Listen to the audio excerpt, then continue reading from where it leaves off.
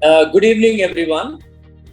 I'm extremely happy to have this interaction with Farzana Haq, who I believe is a perfect to inspire all of you, every Indian, to dream big and achieve all that you aspire to. Farzana started her career as a management trainee at Tata Consultancy Services, one of the most well-known IT companies around the world, with a market cap of close to $170 billion.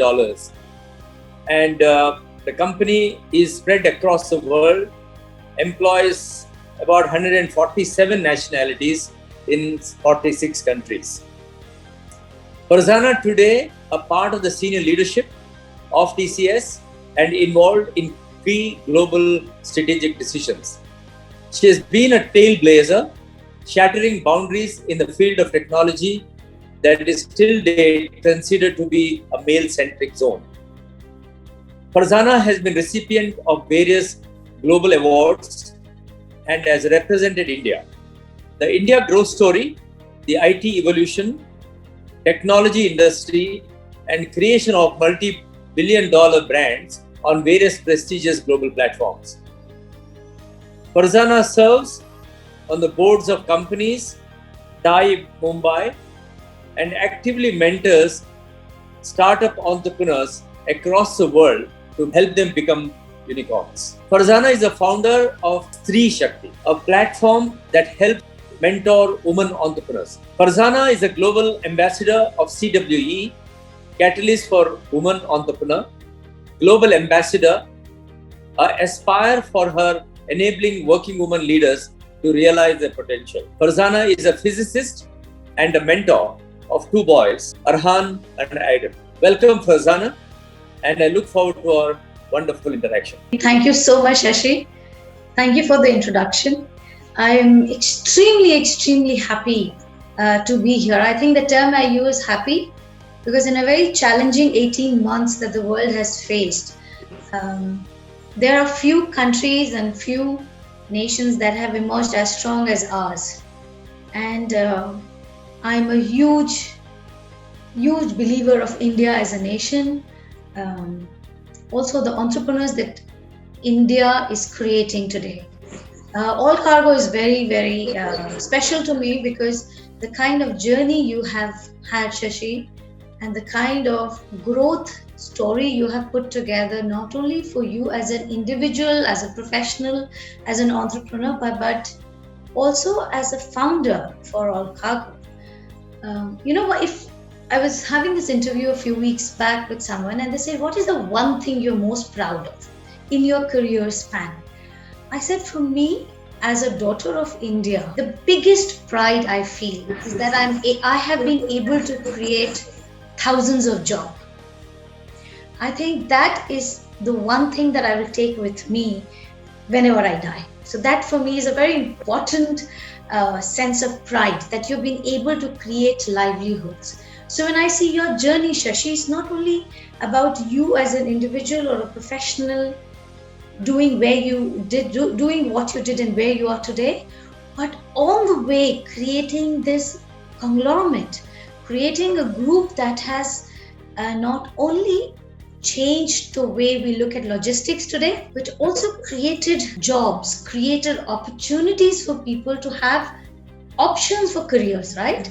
I remember when we were now starting physics and we were growing up, there was only engineers and doctors, and they were very, or a teacher. They were very standard calls of career. But I think what you have done with All Cargo is magic. You've been able to give it space and shape of being a career option for thousands of Indians. That's why I wanted to do this and say hello to all of the employees that are there for All Cargo. And as a very Indian by soul and heart and origin, but I also have a very global mindset. I grew up in various countries because of my parents' profession, both of their careers. So while I'm very deeply rooted in India and the soul of India, my experience and my way of thinking is very global. When I look at All Cargo from that perspective, I'm like, there's so much y'all can do. It's just like an amazing point in history for you all as a company to really benchmark and change the way globally the logistics industry works. So I'm very proud and very happy to be here, Shashi. Thank you, Farzana. I think you rightly put it. We had, as a company, along with the core team and the entire strength of All Cargo, have been able to put together India's logistics story in the global market, global logistic market, and there is no other company in the country which has been able to build a scale of logistics around the world. I mean, we are truly privileged one in that context, made every Indian logistic member and the corporate world to feel proud about All Cargo being one of the multinationals originated from India. We created that history, number one. Number two is we have made the Indian industry recognize logistics as a corporatizable enterprise or a corporatizable business, right? Otherwise, logistics was seen as a mom and pop shop spread across the country with multiple ownership, family oriented, very small, without standard, without policies, without vision, without a mission, without any kind of a framework for sustainability, right? So we've been able to bring that culture like any Indian corporate or a global corporation to operate in the logistics space, which is not easy, which is, even today it is very highly fragmented, and even it is seen today as an industry as not an organized sector, let's say, right? So we've been able to bring that image of logistics as an industry to the Indian industry. And lastly, is also that they're extremely proud about building a tremendous amount of gender diversity in our organization and in our group, whether it is in India or globally. We have almost 35% women posts work in our group across the world. I'm extremely proud about that, and most of them are very young. Probably the average age may not be more than 30. So it's just a truly happy situation. So you made a cool company that youngsters want to join. Yes, and we want to make it younger. We want to make it sexy by bringing digitalization and transformation into the group. There's a quote I must share here. Today, any of the Fortune 10 companies you talk to, right? The first thing they tell is we are a technology company in the business of X or in the business of Y. So I think that mind share and that mind shift has happened. It was eventually going to happen, but the pandemic just accelerated the program. Where I think individuals, companies, and nations are thinking digital. Yeah, Farzana, as a woman leader and somebody who shows so much of energy and so much of diversity and so much of global experience, particularly to our women employees, what is some of those things that you would like to share with them for them to get to close to where you are or even surpass you in their profession? Particularly a message to the youngsters as an ambitious working class woman employee of our organization. What is that message that you want to communicate? I very strongly believe leadership is gender neutral. You are either a good leader or a bad leader, right? Like people say, I'm two different people. I'm different at home, I'm different at work. I don't buy that. So who you are as a human being will stay with you whether you are in an office or you are at home. So leadership for me is all about taking accountability and being responsible for the actions you take. And that can happen at every stage of your career, whether you're an intern or trainee, a mid-manager, or even the owner and CEO of the company, right? Yeah. Do more than what is expected from you. be extremely honorable in every dealing that you have, because that Very way true. your conscience is always clean, clear, and you have a good night's sleep. And be the most responsible person in the room.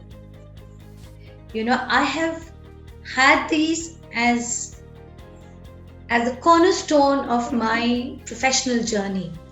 Be extremely responsible and accountable, do more than your KRA,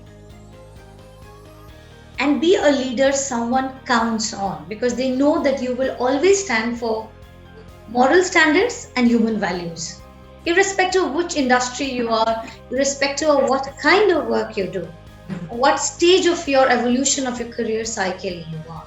And it's very important that we teach this to our children even when they're graduating from an MBA or undergrad and joining the workforce.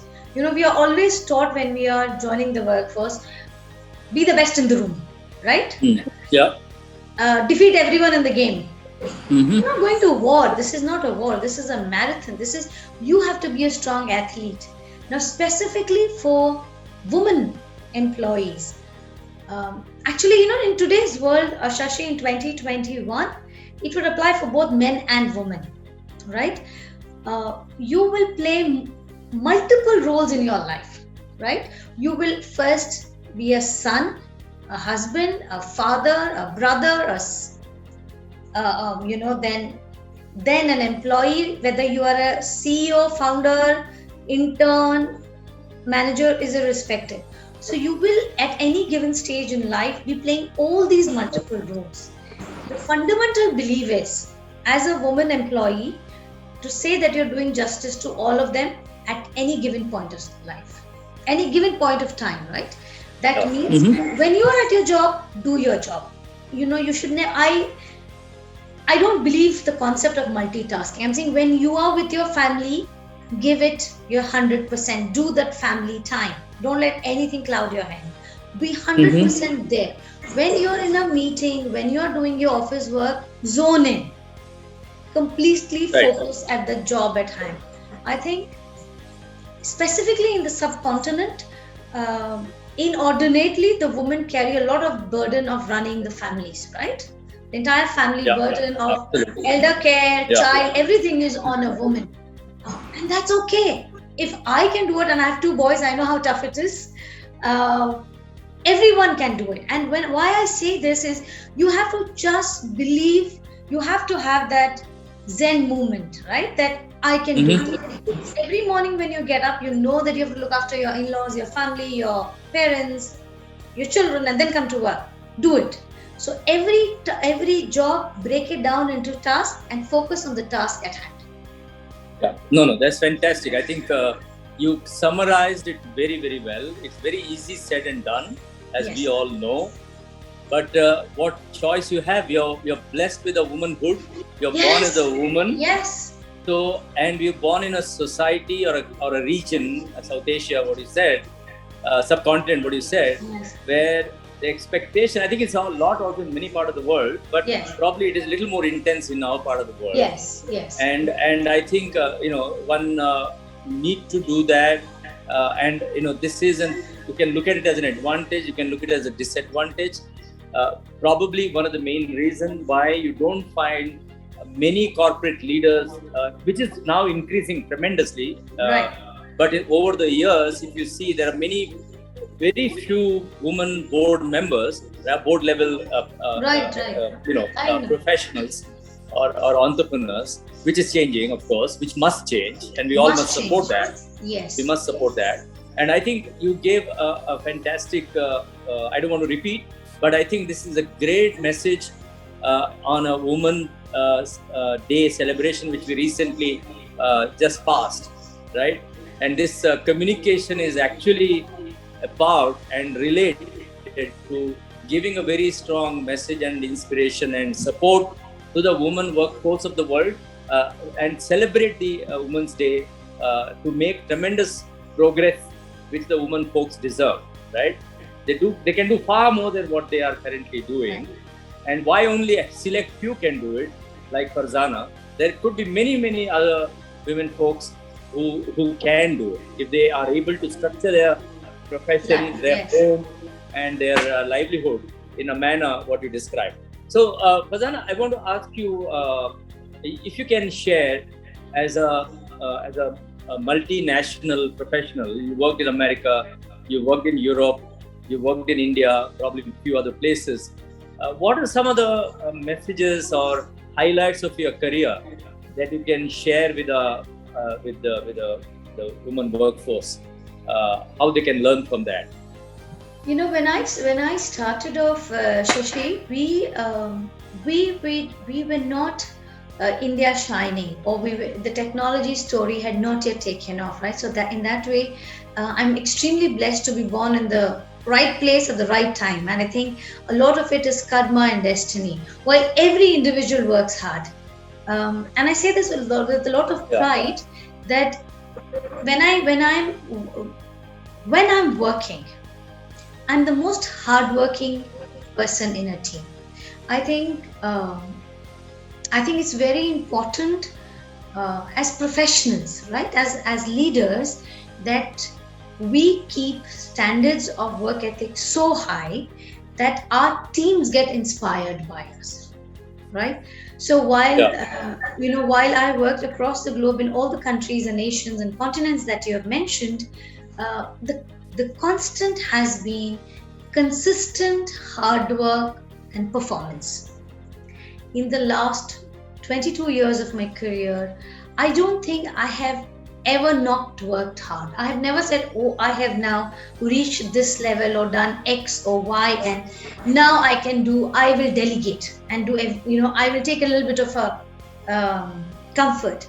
Uh, every milestone of work. So as I said, when I started off in 99, we had a very uphill climb as a industry and also as a country. See, today, where we are as a nation, everyone looks at us for saying technology excellence, right? Saying if there is technology coming out of India, it has to be the best, because these guys know what they're doing. But way back in the early 2000, we were only looked at for a particular kind of change in the Y2K era that was. So from that vintage to coming to a place where we did first generation outsourcing for the world, right? So let's say we are doing outsourcing for the largest telco company out of Finland. Now, if you see the Nordics, Shashi, they are all very, very focused on their own country. They will not give work to, let's say, Sweden, which is like 2 hours away. For them to say you will do the entire technology piece for us from, let's say, somewhere in India, was a huge mindset change, right? So when I joined my career, I was a part of this entire factory or an industry which was only changing systems to make it 2000 compliant, right? Year 2000. Right. Yeah. Then came a phase where we started saying, listen, we will not do just one CRM or one application or one technology for you. We will maintain the entire technology stack for you. You just focus on the core competency of your business. So that was a journey in the early 2000 that we took in US, 2010 around in the Europes and the Nordics. And that was a benchmarking learning as an individual also for me, because that means you are working with teams from different culture and helping them understand that this is okay, to be able to give someone else that trust me, I will do this for you from this country, and it will be better than the service levels that you're maintaining today. So that there was the technology piece, there was the culture piece, there was also the piece of earning trust. For me, that was a very important aspect as an individual, right? What happens whoever we are in our careers or even in individual life, we all have this sense of, oh, my uncle or my aunt or my friends, they will all trust me. We never had to work for trust. Yeah. But here we were and while we at that time, we were thinking we are just doing our job, Shashi. We never had this, there was no grand plan of changing the world, right? The change happened along the way. But slowly, when you're earning trust, that becomes a muscle memory for you. Yes. So every action that you do, you keep in the only thing you keep in mind is, am I doing enough to keep the other person's trust in me? So that for me was a very big mindset learning. No, I'm sure. I think you very rightly said that coming from India in those days, 25, 30 years ago, if you rewind yourself, where India was still seen as a underdeveloped country, you may say so. Yes, We are yes. a bankrupt country. True. India's image has improved a lot now, thanks to professions like you, who are led by legends like Ramadurai and Narayana Murthy and Absolutely, people like that, yeah. who have made such a major contribution for the Indian economy and the image of India, right? People like you worked and followed them and brought those standards. And it is always known that Indians have that intellectual capital in them, right? But that was not properly channelized in the past. Right. We didn't have enough platforms also in India to use it, right? Exactly. So if you see the Fortune 500 or the 100 companies, Yeah. most of the CEOs are of Indian origin, and Yes. the only reason was that there was opportunity for a professional or a grad from India to go there and work in these companies. My dream, and this is a very, very deep legacy creation in my head, is that we create companies out of India. They're just headquartered in India, but they're global companies where, let's say, our children would like to come and work as professionals. Yes. After you get all the Ivy League degrees and all the fabulous degrees, our companies are day zero companies for those kids to join. Right. For me, that's a legacy. So thanks to technology, now you don't have to be an American to do a digital organization. You can build it from India. Look at Oyo or look at Baiju or company like that. Right. Multi-billion unicorns already. India has created some close to 50 unicorns already, I believe, right? So in the last 1 year, we've had like a complete off the charts. In fact, this morning at the time, Mumbai, the board was talking about, and we've done a city-wise. We've done a city-wise look at unicorns. Yeah. So I don't know if I can show the chart here. I don't know if you all can see this. I'll share this. Oh yeah. Wow. Okay. These are the unicorns city-wise. City-wise. My God. Wow. So how many total? 100 unicorns. 100 in India. 100 unicorns. And while we know Bangalore and Bombay to be the top, there are unicorns out of Trivandrum, IBS Software, Kochi, Tirusar, Vijayawada, Nagpur. Yes. This would have been like not even a dream in 2000 for us. Someone would have said that. I was like, when we were, this middle and Nordics, half the year is dark. I remember, and for people like us coming from India, no sunlight is like a death penalty. Exactly. We would spend tireless amount of days to try and convince people to first meet us and listen to us. Right. Though if we tell this now to people, it seems like, there was light before Google. So it's like that kind of a movement, right? Where we would spend meetings and workshop just to get them to understand what outsourcing would be, right? Or doing. Yeah, somebody coming from a third world for them, right? And for us going into a solitary confinement. So it is a completely contrast situation. Completely contrast. But it's and then still able to make it. Yeah. And we survived to tell the story today. So as I was telling my mom and dad this morning, I'm alive to tell the story. They say, you sound like a very old person. I said, what happens is it's not your physical age, but the amount of maturity you have to develop, because you're dealing with very, very deeply entrenched cultural companies of those countries, right? Like whether it's Finland or Sweden or Norway or France, you're taking their flagship iconic brands, right? And saying, absolutely, I will manage this for you. So basically, you have to win trust of your customer. Yes. You have to consistently deliver, To keep and that you trust have up. to take responsibility and take your job extremely seriously. Right? Is the message what you're giving out I don't to everybody? absolutely, and I don't think you should treat anything like a job. You should treat Yeah. work like worship. You should have belief that this is a calling. You know, if I had thought this is just a job, I wouldn't be here today.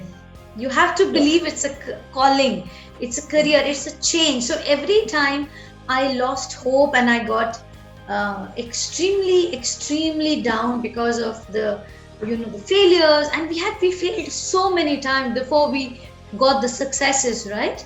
And every time I failed and I felt I can't go any further, I would always fall back on my support system, which is my parents, my sister. I was not married at that time, so it was my family was so integral into the person I am today, Shashi. Right. That not mentioning that would be incorrect. So every time I failed, I made that call from Oslo to dad or mom or Farhana and said, I don't think I can do this. This is because here you're working for really first world countries, who did 50% women in board like 10-15 years back. You're trying to tell them, I will show you a different way of work or of doing business. And they're like, have you all done this before? Why should we trust you? And then you have a company that's saying, you are young, we are giving you a chance, but make it happen for us. Right. Do you feel like you are in the center of proving both ways? Absolutely. And this is not your company. It's a publicly listed company. You're an employee, and both ends you have to prove yourself, right? And every time I picked up the phone and I called home, and they said, you're doing it for India. You cannot quit. So I think that's a very powerful message. So for me, that has always been the calling. Yeah. So Farzana, so I know that you're born to a very celebrated family. You have family come. I think if I remember correctly, moved from somewhere from north of Pakistan, Afghanistan, many years ago. Then you have family in Lucknow. You have family in South. You have family many places. You're born to a very celebrated family, I know, and you have a very powerful sister who's almost like you. She's much more powerful than I am, but she said hello to you, and she said, "Why aren't we both doing this conversation with Shashi? Why only you?" I said, "We will do this one day, both of us." One more, yeah. Yes. And then you have children. You're married happily, and you have a house to run. Yes. You have a family legacy to take care of.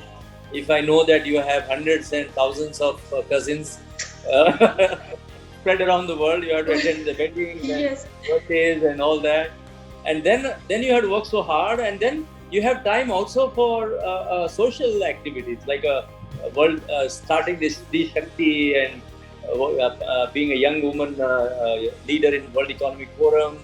You spend time God knows where doing service. So I think I'm. So how do you find time? Where do you get the strength? Where do you get the from people like you, Shashi. Honestly, I'm not saying this because I'm talking to the all cargo team and I'm doing this. But when I meet someone like you, when I hear your story, and when I have this conversation with you, for me, this is an inspiration. For me, it is like there's this fellow Indian who has done the most he could in his lifetime to move the needle, right? And that's all that each of us have to look at. Whether you are, whether you are a mid-level manager and you're barely able to keep your body and soul together, you have trains to catch, you have 2 hours staying away. The struggles are real for everyone at every stage of life, right? What is important is you have to distill and be very conscious of what you want to do.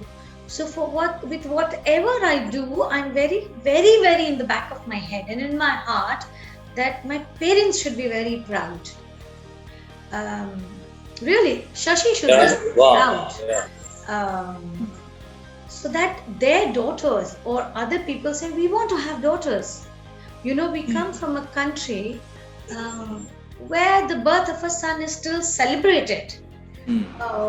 And very rarely the daughter is that the birth is that celebrated, right?